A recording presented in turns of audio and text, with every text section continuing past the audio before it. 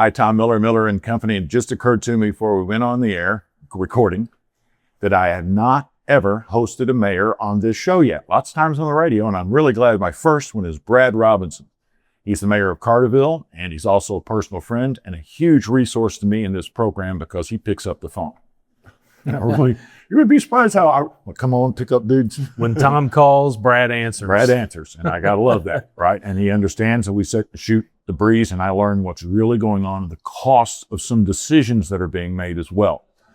So the mayor who picks up, Brad Robinson, research tells me small towns, that's what makes Southern Illinois. Small towns are Southern Illinois. There are between 120 and 130 towns, villages south of 64, 8,000 residents. 90% of those have fewer. Marion, Heron, and Carbondale, I think, are the only ones that, and I think it's 10-2, I think, for Heron, right? Yeah, they're in the 11,000 range. Yeah, stuff like that, which is important. Now, let me give you an example of a conversation that Brad and I had some time ago, and I hope you remember this. Body cams. When this was a new idea.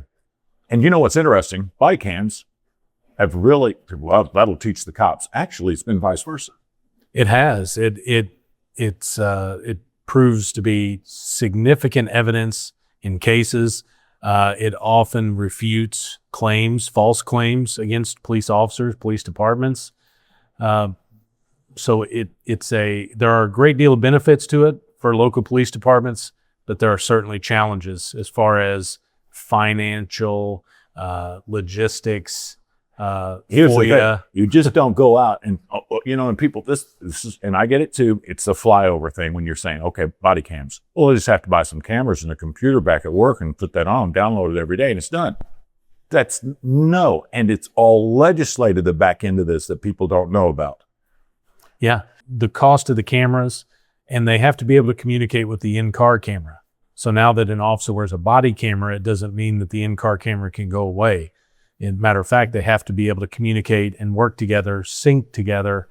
Then you have to have the systems at the police department where those videos can be downloaded, where they can be secured, have enough storage space to keep them for the required amount of time, and the ability to send them to the state's attorney's office when they're needed.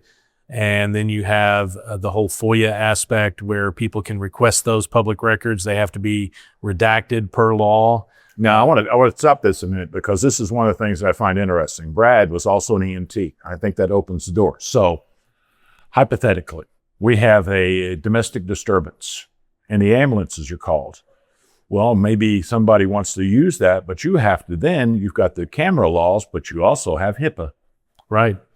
Yeah. In fact, our community hired someone specifically to deal with police records, primarily video redaction, and FOIA compliance. So we had to create a full-time administrative position to do nothing but deal with HIPAA, FOIA, and the police records, but primarily the body cam video. How many people does the city of Carterville, 5,800 residents, how many full-time employees does it take for you and the other towns that have a police departments, and there's a lot of them, every one of these villages, municipalities almost have it. How many full-time people does it take? Well, for the whole city or? Yeah, for the city. It's a good example. Our city has 29 full-time employees. And that runs police, fire, EMS, city hall, water and sewer department, and that covers the parks, cemeteries, well, all the public works sections. Out of those 29, how many work on just FOIA and body cams? 2. 2 out of 20. We have Doesn't that seem disproportionate to you? It does. But you don't have any choice. We do not. It is required by law. The intent of the law is very good, but it's the number of requests you receive that don't necessarily have the intent of the law at heart when it's applied for. So we have to treat every FOIA request the same, whether it's someone that's requesting it because they were involved or a family member was involved, or if it is an out-of-state entity, business, organization. Another thing I learned from Brad, that they can be in Chicago and say, we want your records. They can be in Fresno, California and request 5 years of records pertaining to 15 types of arrests. And it's the same as if somebody requested in town that was directly involved. And you have 5 days to respond. I mean, I get the body cam thing, all right? I said, hey, it's helped out a lot, but there seems to be the obligation afterwards because, we didn't even talk about record keeping and bandwidth. How long do you have to keep those videos? That I don't have an answer to. We have forever at this point. At this point, we're keeping them forever until we know for sure how long that takes. And we have an IT provider that costs us tens of thousands of dollars. And this is another addition to their requirements because we just don't have the capabilities in-house and the staff to be able to deal with that. Now, so I know you talk to some of the other mayors, so they see the same problems. Oh, they do. Yeah. And some of the larger communities are handling their technical, their IT requirements in-house. A lot of the smaller ones are contracting that out to private companies. And those private companies, when they deal with records, they have to have certifications. Oh, that's right. Certified by the federal government as well. So it is an incredible expense. So, all right, here's another example that I think is interesting. And I started talking about this with Mike Absher not long ago because, he used the word, I'm afraid of this. Build Illinois. State, federal, government, they all pass these laws. They come down, right? Build Illinois has not been passed, but where they want to start taking over zoning laws. Now, here's the thing that I once again learned from Mayor Al Robinson and Mayor Absher in particular, who spoke to me about this. You do not know how many times a day issues like this, neighbors, property lines, zoning, it is one of the biggest things that we have to deal with every single day. I didn't know that. It is. Some of the most upset people get is when zoning is violated by their neighbors or when someone that is just unaware of the particular ordinance or zoning regulation is building or adding on or developing and it doesn't meet ordinance or zoning code. Here's one thrown to me, a curveball by Mayor Absher. Well, imagine the federal government buys this empty lot or a house and decides they want to put the halfway house in there and it's next to the school. And you're thinking that's far-fetched, and it's not. No, it's not. That happens with the state right now. There are homes that are sanctioned through the state of Illinois that are in-home care for disabled individuals with any number of disabilities. And our zoning doesn't apply. The state overrules local zoning, and those homes can go anywhere in any residential neighborhood, no matter the distance to a school, daycare, anything else. Yeah. So not that there's anything wrong with that particular scenario, but I've already dealt with that with group homes. And how many times has it got to go wrong before you realize this? And by the way, that's also been echoed with other mayors I've spoken about. We say this is not, at face value, I get it, but it doesn't work. We've already had problems. I think one of the big things that people don't realize is how few powers City Hall has, and zoning and neighborhood planning is a big one. And when the state is discussing ways to diminish that, in the 14 years I've been mayor, in that short period of time, I've seen the state and the federal government diminish the powers of City Hall. The capabilities of City Hall from the time I started to today. Well, Build Illinois, it's about, no, you don't need parking spots.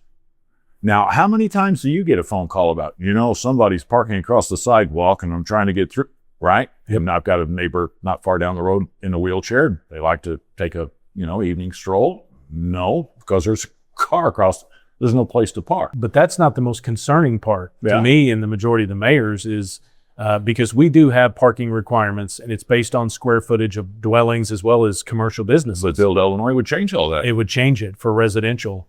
Yes. For sure. Either it's whether it's single or multifamily. But besides that Build Illinois program was talking about overriding different levels of residential zoning, allowing tiny homes in the backyard of other homes. I don't necessarily have a big grudge against tiny homes, but if you don't have zoning to protect that, for the majority of citizens in Carterville and Americans in general, your home is the largest investment that you're going to make. Yes. And when you lose the ability to control zoning and ordinances in relation to residential neighborhoods, you're going to have neighbors, and I use extremes when I talk to residents. I say, if we don't have an ordinance against this, if we don't address it in zoning, your neighbor could have pigs in the backyard. You're going to have sanitary issues. You're going to have smell. You're going to have noise. And you know what's interesting? People are endlessly creative in this front. I mean, I've had a lot of conversations in about your this. Neighborhood alone, Right? we have been challenged in multiple ways. Right? And they are incredibly creative. And you think, well, that'll never happen again. I think my neighbor had the fire department called, 18 times, 13 times, something like that. Yeah. Just keep in mind, every ordinance or law that you find was generated by somebody doing something that the collective thought no one would ever do. Agreed. It's interesting because I think about this as a rain that constantly comes down on you, Brad. And I like you enough to where I worry about you. In the federal government, and then the state government, and we've got a great idea. That's great. And this constant rain of horse hockey falls down on you, and you have to implement it, and the fire department has to implement it. Fecal matter cascades down an incline. It does. It always moves downward. and until you have to implement it, right? Which, kind of surprised me. We'll talk more about that in a couple of moments. It's kind of interesting when I moved to Carterville because I tried to start a bidding war between Mayor Robinson and Mayor Mitchell of Craneville. But I chose to buy my dog a home in Carterville. Brad's been to my house. He knows when I say I bought my house in Carterville for my dog. He knows I'm not kidding. You're not. I want my dog to have a good place to live. I wasn't worried about me and Kate. We'll get by, but my dog is very important to me. And he's got the longest lawn on the block. So yep, my dog's a winner. The producer knows I'm not kidding too. He's been to the house as well. So this is one of the hottest subjects right now. Property taxes. Let's do away with property taxes. This is going to shock you. Brad looked up my property taxes yesterday, with my permission, of course. We were doing homework. So I pay, do you remember, it's a little over $2,000, right? Yeah. Yeah, it was in the $2,000 range. How much do you get of my $2,000? Oh, what was it? $140, I think. So I pay $2,000 for the town I live in, right? Property taxes. But $147 goes to the city of Carterville.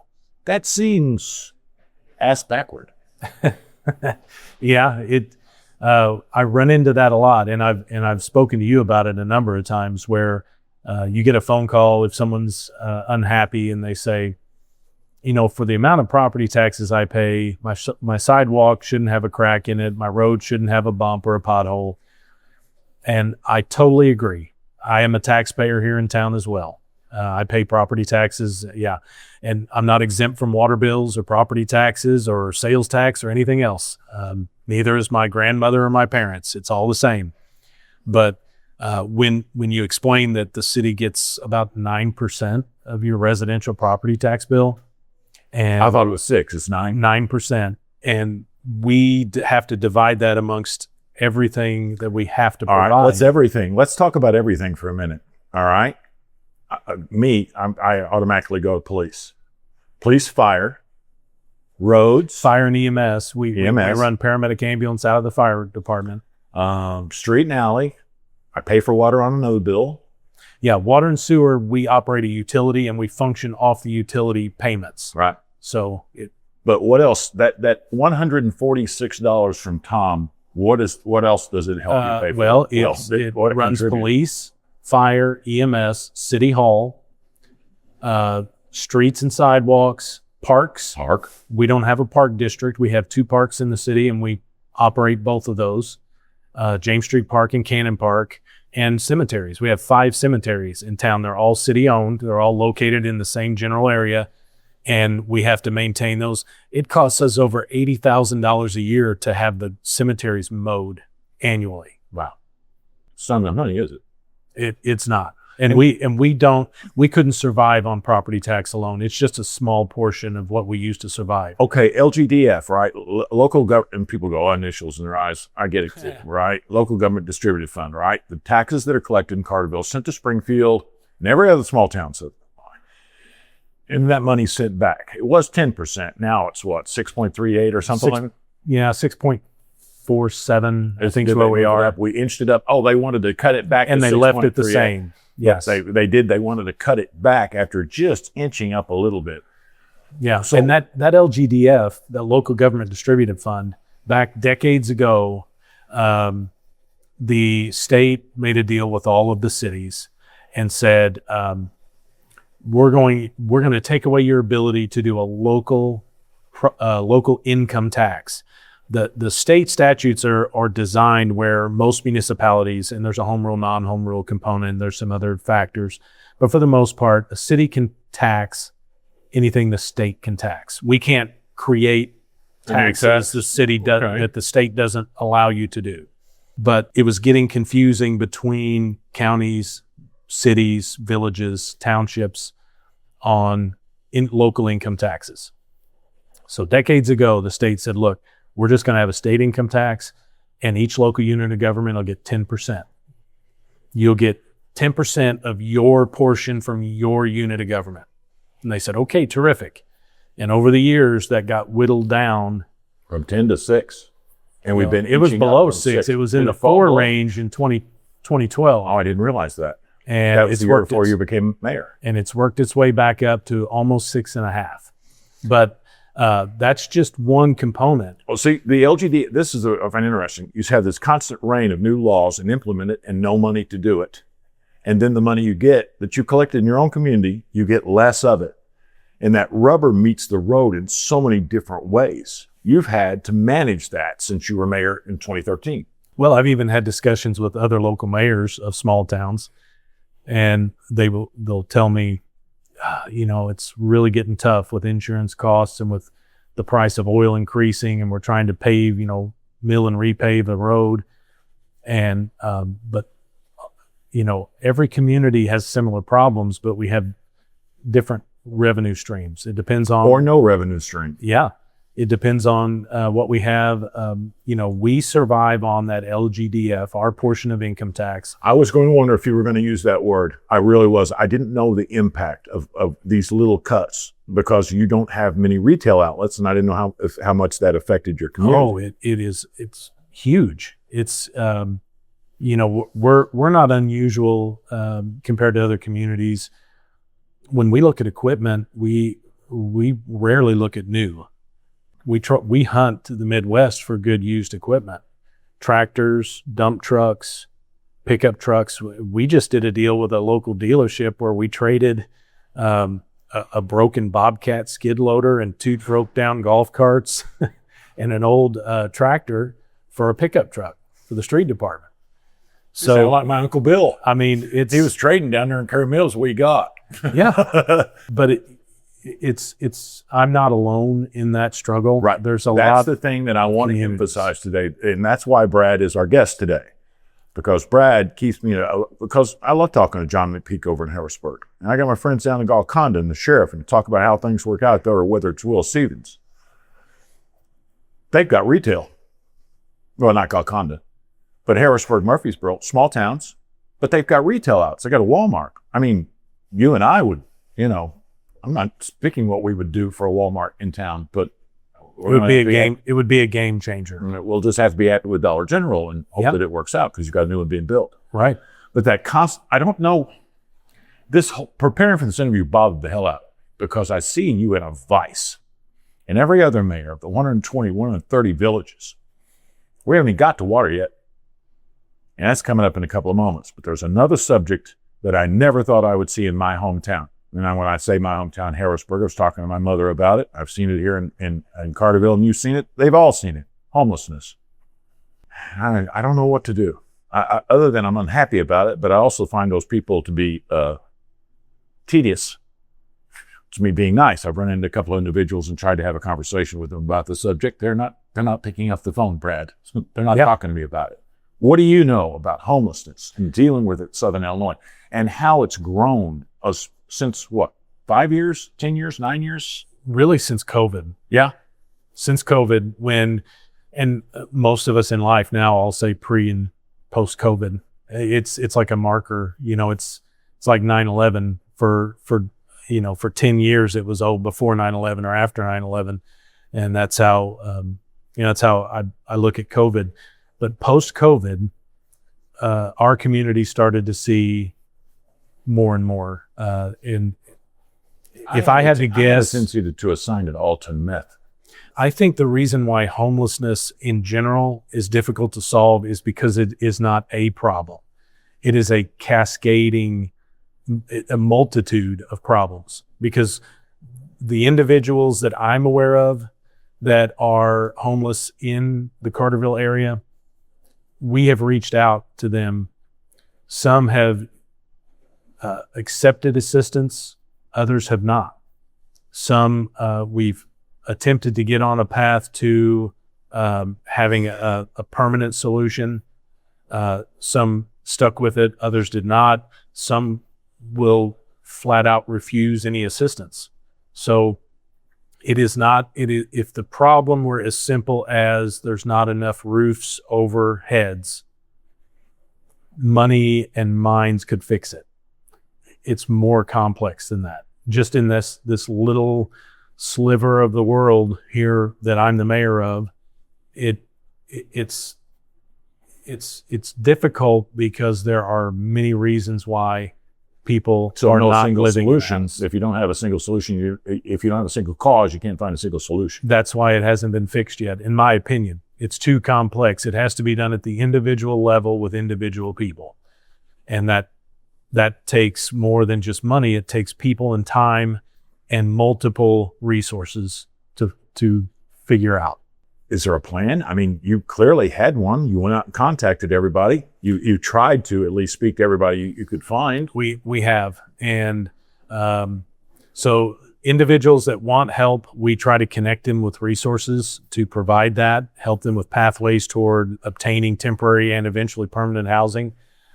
But those that do not want our help and have what we perceive to be, based on their interactions with law enforcement and fire and EMS, to have a mental disability, then we try to connect them with resources to help them in that way.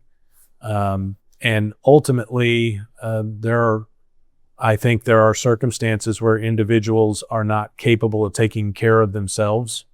And if they don't get professional mental health care, they're going to end up dying in the extremes, whether it's heat or cold. Right. But it takes working through law enforcement, through our police department, working with the sheriff's department on trying to put together the proper case to explain that this individual needs mental care. And, but it's a very long, drawn out process. You just can't snatch somebody up, take them somewhere for treatment because you think they need it. Yeah. Right. You have to have a judge go, you know what? I think based on all these dangers and the problems that have persisted, I think they need the next level. It's amazing. Brad and I were having a conversation one day. We're going, they've got rights. Brad's lecturing. I know. I can't see. He's my friend. He can do what he wants. And he's like, they've got rights. He says, and people, that's their property. They have their property rights, and sometimes they cross the line, but it's still their property. It's still, right? It's still America. Yeah. And it's weird. I'm watching a video.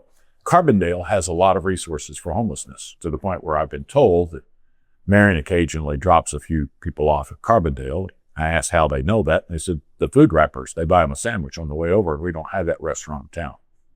Okay. So I'm watching a special on homelessness, Colorado, and they say, where are you guys from? Carbondale, Illinois. They've gone to Colorado for the homelessness services and are living in a tent in the parking lot. Oh my. And I mean, they blurt it right out. Carbondale, Illinois. We're here to get help. All right. Now here's another one. This is something I didn't know until Brad told me. And I'll be honest with you, I was a little appalled.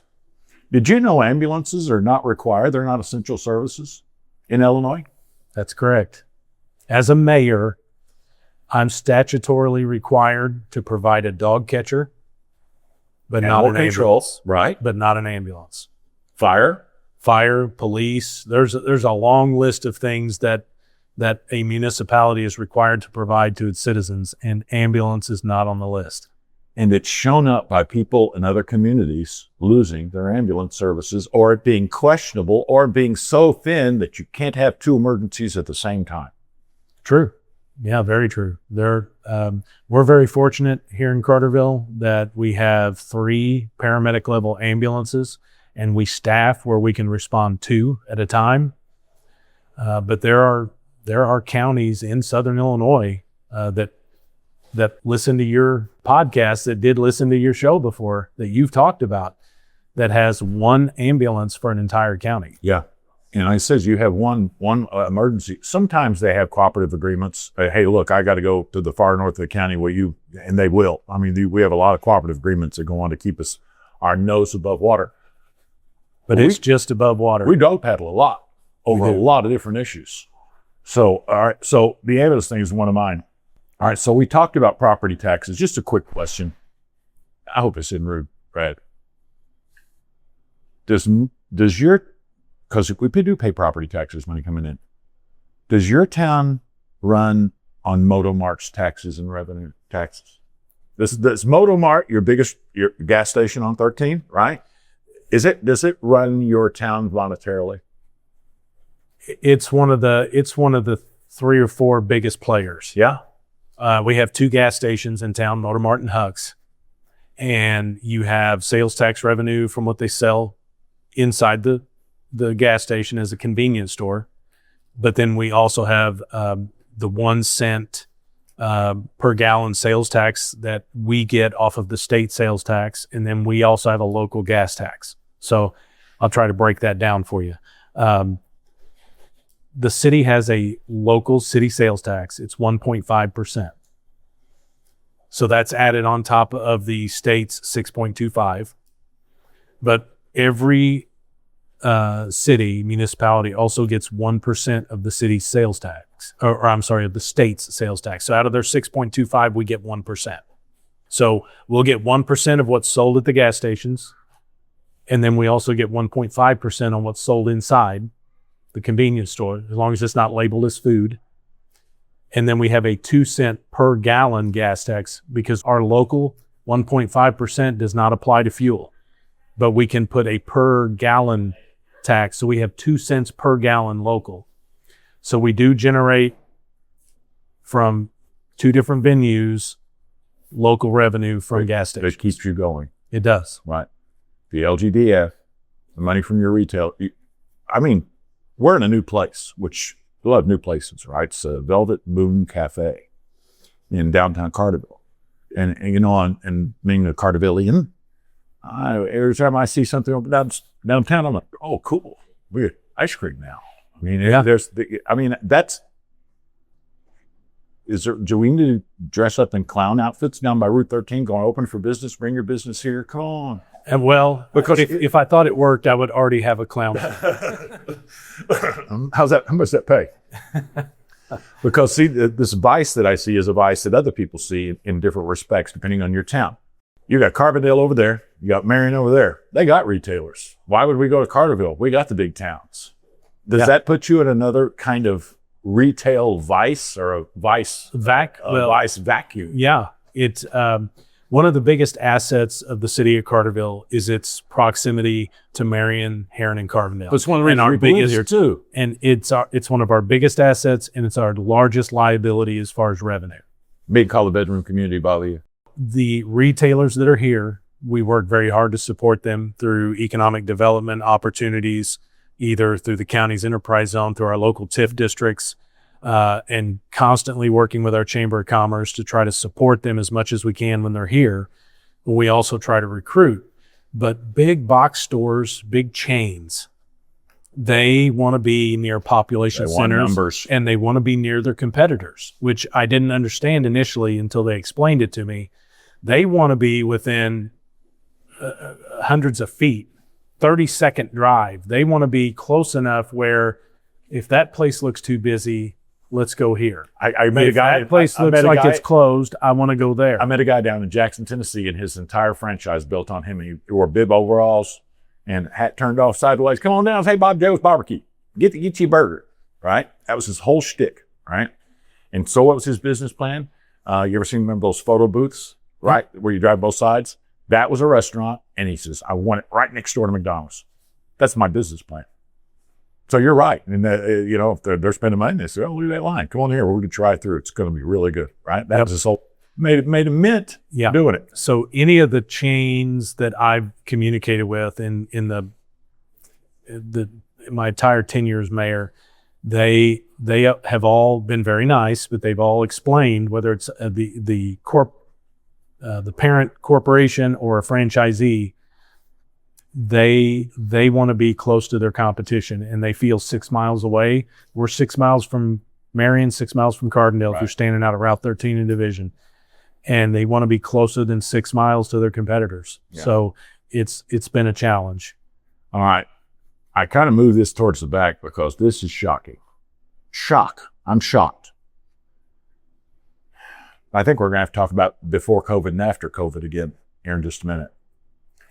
I thought it was a $4 million water project. Water is one of the biggest subjects in Southern Illinois right now. I call it the Victor factor from Vic Ritter. Oh, yeah. The water, I don't care what's going on. Hell freezes over. I don't care what kind of storm it is. I don't care what it is. If the water stays on in my town, I don't care. We're going to bring pumps. We're going to bring generators. I don't care. Water's going to stay on. We're not going to give up the water. This far and no further, right? Yeah. So here you are with a water and sewer project. I want to break it down simple first. When did you start planning the water project? We started planning the water project it was prior to COVID. We were looking at water and sewer both in the 2018, 2019 years. And what year, and what was the cost 2018, 2019? Our water project, which it was in the $3 million range. And that was the estimates, the engineer's estimates. We were looking at a couple of miles of water main going all the way through town from Shawnee Health all the way up to all the way up to the fire station on the north end, all the way through town, 10-inch trunk line. Also a 400,000 gallon ground storage tank out at the pump house. And at that time, we were looking at 2 new water towers, 150,000 gallon and a 500,000. And we were looking at about 3.8 million. All right, now here's the interesting part. 3.8 million in 2018. It's 2026. Mayor Robinson, what's the price of the water project today? Well, today, with some alterations to make it lower, it's 7.2. Went from 4 to 7.2 million. Yeah. In fact, it was the project that I described that had the 2 new water towers. When it went out for bid in 2022, it came back at 8.4. We had to go back to the drawing board and eliminate one of the water towers and just build one and make it a little bit larger. But when you go back, things are going up, and then you have to get approval again, and it starts the process all over again, and prices go up. But we went from 8.4 to 7.2 by eliminating one water tower. Okay, now here's the other one. In 2019, 2018, the wastewater project, how much was it expected to cost? $18 million. And now what is it today, 2026? 44 million. You heard that right. From 18 to 44 million. What happened between 18 and 44 to make it go that much higher? COVID. The inflation, prices went up through the COVID crisis, and they have never come down. How are you going to pay for 44 million? How are the people of Carterville, 5,800 people, how are you going to pay for wastewater? I mean, you got a $7.2 million project and the 44. Let's just round it off and call it 50 million. Well, the water, I'll talk about them separately. The water project was a 40-year low-interest loan through the USDA Rural Development Program. So we're able to pay that off over a 40-year time span. And actually, when the USDA came in and audited our books, they said, you're billing the proper amounts, you're saving the right amounts to maintain and improve. We don't feel you need to raise your rates. They didn't impose a rate increase upon us. So we're continuing with our normal They looked at your process. revenue and said, okay, we can make that work. We're not imposing a rate increase for our loan. They charge you a percentage on that too? Yeah, 1.5 5%. So it's almost free money. Yeah. It's very close. Well, those kind of figures, 1% is still a lot of $7 million, it is. 44 million or whatever. But that 1.5% spanned over 40 years. We couldn't borrow in any other capacity like that. So we were very grateful for that. The wastewater plant was done through 2 Illinois EPA loan programs, and they're both lower interest. Yeah. But we had to spend, because of the cost, we had to span it. We straddled fiscal years because that June 30th, July 1 is the state's fiscal year. So they did one loan for us right up to the end of June, and then July started a second one so we could encompass the full project. That project cost was astronomical. And the way that we're doing that, it's a multi-pronged approach. The Illinois EPA audited our books as well, and they required us to increase our rates. We had to increase sewer rates over the next 3 years in ordinance form, and we had to submit it to them after it was passed in order to complete the loan. Yeah, I saw some figures I looked up yesterday. I don't think I believed in that $11 bill becomes a $46 bill. I saw that yesterday in a published article, and I did not believe it's true. Is it? Yep. Oh, it's true.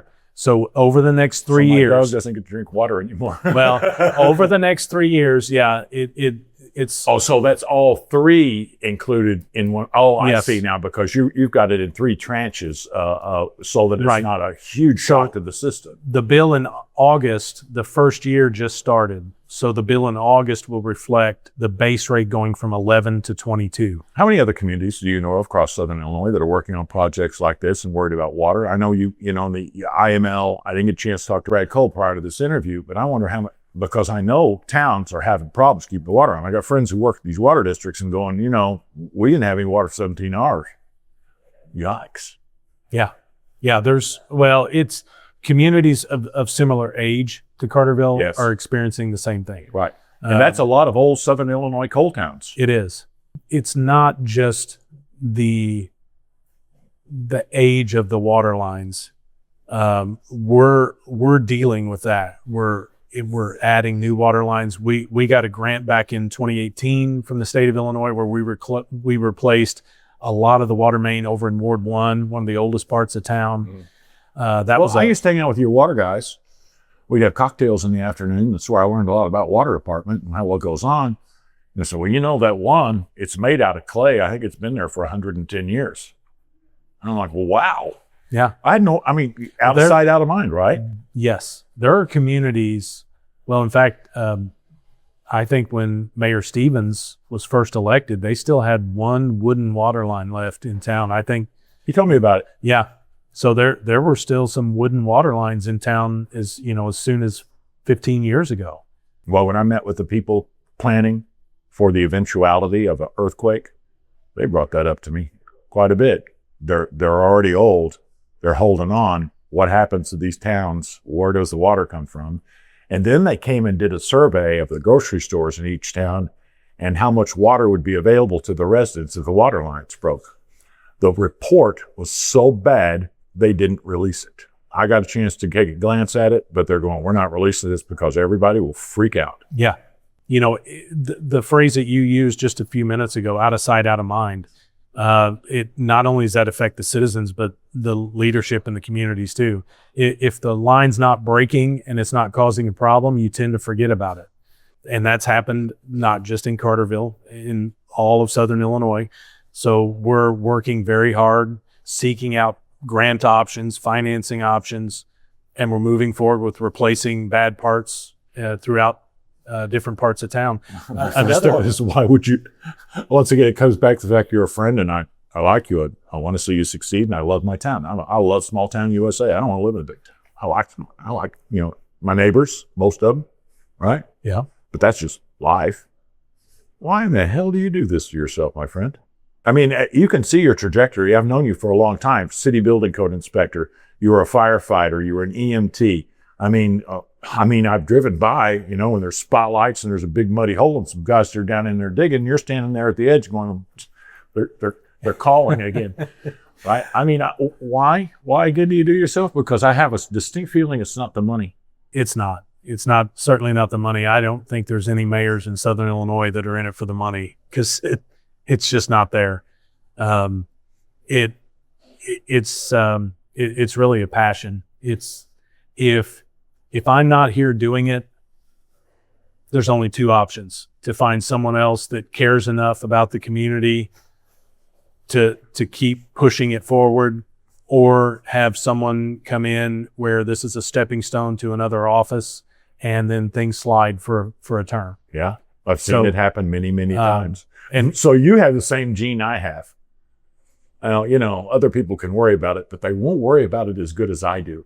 there are people who could do this job. And I'm the first to say, when somebody shows up and I think they got what it takes, I'm roping them in, and I'm trying to get them to train for for city it and council and Yep. move on up. Yep. Right. And that's what happened to me. And I didn't realize it was happening, but You were being mentored. when I made the decision to become mayor, I don't know if I've told you this story, but the previous mayor called me. I was on the way back. I was on I-24. He calls and says, I'm going to retire, and I think you should run for mayor. I said, I'm flattered. I think that's great, Bill. I appreciate it, but I have to talk to my wife about that. He goes, yeah, it's a big decision. Yeah. You better talk to her, but I need to know in an hour, because if you're not choosing to do it, I have someone else in mind, but you're my top choice, and I'm announcing it tonight at council. Bill Mosey. Yeah. So I said, so I called, and my wife said, well, if you're not in meetings for that, you'll be in meetings for something else. Do whatever you want. So here I am do whatever 14 you years want, later. Mr. Producer, do what you want by your wife can be construed in many different ways. Yeah. I think, I'm About pretty your sure it girl? meant run or don't run. It's up to you. It's all in the tone, tone and distance. So 14 years later, here I am. What's interesting is Brad and I, and so we talk a lot about different stuff, and he helps me stay engaged and see from, that position what's important. There are somewhere around 350,000 residents in Southern Illinois, south of 64, that live in small towns. They live in the small communities. Anna, 4,300 people. Golconda has 600. Elizabethtown, 200. Got to keep the water on. Wonder how much property taxes are there. All right? And so I started looking. You want to build 2 lanes of road in your town on top of the existing roads. The cost can vary, depending on patchwork, between $20,000 and $45,000 per 400 feet. But you already knew that, because you have major projects. We're not talking about inconvenience and people calling, what are they going to be, right, and all that stuff. You've got 2 big projects coming up the end of this season, right into the fall season for this, when it comes to fixing. You've got 2 big ones on big roads. Yeah, our $250,000? Well, we opened bids yesterday, and it was just shy of $300,000, and that's to mill and resurface South Division Street, and that goes from Howerton to Vine Alley, so from Shawnee Health to in front of First Mid Bank, and I was happy with that. We projected, the engineer's projection. How you pay for it? Well, we've been saving motor fuel tax money Oh, to do it. Right. You've been making a stash. We've been putting away between trying to save in motor fuel tax money for the last few years. We knew South Division needed to be resurfaced. It's got some rough areas. But that water project I was talking about is replacing the old 8-inch cast with a 10-inch plastic. And we didn't want to resurface South Division to cut back into it to have to do a repair in that old line. Yes. So I've seen that happen too. So we're- no. We're walking and chewing gum at the same time here. So we've got the water project nearing completion. We just, we're going to award bids next week at council to start the South Division project. So as they are, even today, working on getting the remainder of the customers tapped onto the new, we're going to work on a timeline to start milling and resurfacing. But we want all the residents to be off that old line and it be discontinued before that new surface goes down. So be happening late summer, early fall this year. Get it done this year though. Yep. Yeah. Unless there's a major problem that that occurs, that's our timeline, is have it done this year. So you want to keep the power on, you can keep the water open, it's an open and running. You want to make sure the kids get to school safe. You got library, you got EMT, ambulances, you got worries about money and bad storms come in. And right, you and I went through that with the Derecho Plus and other storms that you and I dealt with in the past. But as we wrap up today with Mayor Brad Robinson, who's a mayor and I believe highly representative of the mayors across Southern Illinois that, feel responsible, because that's the word he uses with me. I'm responsible for this. It's my responsibility. You won't hear me keep reuse that word, by the way. I take it when the stuff goes wrong too. Yeah, I don't just claim responsibility when something good happens. The buck stops at my desk regardless. So what keeps you up at night? We're wrapping up today. What keeps you up tonight? And what keeps you up the other mayors? Because I sense a larger, deeper problem among the subjects that you and I discussed today. I don't think it's life as it goes. The loss of people, the loss of population, small towns across Southern Illinois. I sense that something big is happening and I am not smart enough to give it a word. Maybe that's the thing that keeps you up. I don't know.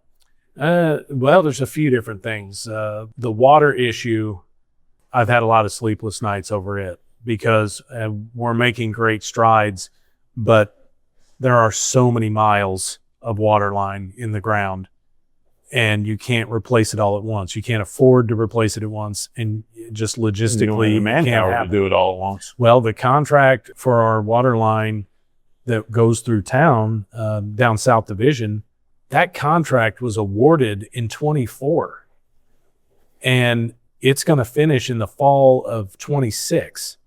So that's one 10-inch line that runs, a mile. It just takes so long. There's the city clerk has a term, she coined it, and I use it all the time, is that city business moves in dog years. And one for every 7. And it can really get you down if you let it. But the goal is to keep everything moving in the right direction. Don't focus on how slowly it's moving or those periods when things happen quickly. It's the constant uphill push. Keep pushing all the time. So, and that requires self-discipline. It does. It really does. What else keeps you up nights? Well, the water, the cost of everything is increasing in higher percentages than revenue. Yes. So you have to balance how you maintain payroll. The horse trading equipment that you described earlier in this interview. I'm going to trade 2 golf carts and a donkey for a decent truck that's got 200,000 miles on it. Yeah. I've done that horse trading before. I've been poor. I get it, right? I'm a small town boy. That's how you get it done. But see, at the same time, sure beats the hell out of somebody else who throw their hand up in the air and go, well, screw it. Nothing I can do about it. I can't afford that $35,000 truck for street and alley. Well, if we're with you, I'm going to find a way. Yeah, you have to be creative, and you have to also be careful. And in fact, we thought we found a good dump truck in northern Illinois, and we sent our staff to go check it. I know you told me about that. I think you got was it $3,500? Yeah, it was. I can't. I know it had 130,000 miles on it. Yeah, it was. It looked good in pictures, but when we went up there, they had painted over a great deal of rust on the frame. And they made it look pretty for pictures, so we turned around and came back. Yeah. So it's a constant balance between revenue and expenses. That's the easiest way I can say it. That keeps me up. Or you describe it as just a little different the way I think it, as a vice, constantly squeezing you. But I think the residents feel that way too, and so they get that because it's just life, right? But it is. It's just gotten numerically a little worse. A good example. Speaking to the treasurer yesterday, he prepped the treasurer's report for the council meeting next week, and our city balance is $6.9 million. All the accounts together. That excludes our water and sewer utility. That's the rest of the city. That's our total cash and investments, $6.9 million. We were at 7.7 at this time last year. Yeah, you don't want that, do you? Well, he said, we're down about 700 and something thousand. And I said, we are. But I said, last year we had the money in the bank from the Harrison Bruce Foundations for our fire department addition. They donated $1 million towards that project. And I said, that project's complete and fully paid out at $1.44 million. I love the Harrison Bruce Foundation. So we're $700,000 behind where we were last year, but we spent $1.44 on a fire department addition. So I said, doing pretty good. Perspective from inside the vice. And I think every mayor understands that it's not about, you have to put money back in a rainy day fund. You have to be able to invest. You have to spend wisely. But the goal, you have to be ready for the next derecho. Yep. The goal of being a good mayor is not how much your balance sheet shows for total cash and investments from year to year. It's not how much can we save compared to last year or compared to the next town. You have to be able to have enough in savings to have a contingency fund if there's an emergency, but you need to pay your employees enough to keep them here where they don't go somewhere else that pays a little bit more. You have to be able to buy the equipment you need to do the job. You have to be able to fix the things that are broken and replace the things that cannot be fixed. So, I mean, it's a plate spinning on sticks. Well, quite frankly, I think every time I talk to you, my eyes get open a little wider. And that right there was one of the reasons why. Mayor Brad Robinson, City of Carterville. But he's also representative in that last bit that he just shared with us. I think was one of the most insightful things you're there about the mayors and city council people that have to work to keep your town up and running, the lights on and the water rolling. Hope you enjoyed it. Brad, thanks a ton, man. Thank you. And I really appreciate Had fun. I always enjoy talking to you. Before I left the house, Rosalie wanted to know when you were going to come by and pet her. As soon as you tell me there's ice cream in the freezer. Ice cream. I got caramel. I got caramel and fudge. That's good. So we're good. I'm there. So, and I want to thank my producer, as always, who takes such good care of me. If you've got questions, ask at integritypointmedia.com. I'm Tom Miller, and you have a great day. Oh, by the way, before I let you go, what do you think Tyler Newbold? We're sitting inside the Velvet Moon Cafe, and this is coming out, as this comes out on this Tuesday, they open tomorrow. Well, it's the front of the restaurant is Velvet Moon Coffee. Right. And Cafe. The part we're sitting in is the restaurant portion, and it's Hidden Kitchen will be opening this month. Okay, good. Thanks for the help. It'll be opening next Wednesday. Tomorrow. They hadn't told me the official date, so I wasn't going to say it. I squirreled him out of it for you before you got here. Maybe I get a chance to record something with him. I like him. He's fun guy. It takes some certain level of testicular fortitude to be able to come out and say, I'm going to open a new business and get started. The business environment is difficult anyway, but the restaurant business is dog eat dog. So we're really here to support Tyler and the Deatons with their project with the coffee company and the entire location at 131 South Division. Because we like people, we like our town, we want to share it. They sure showed up on July 4th. So thanks again. Don't forget, ask at integritypointmedia.com. Thanks again from Miller & Company.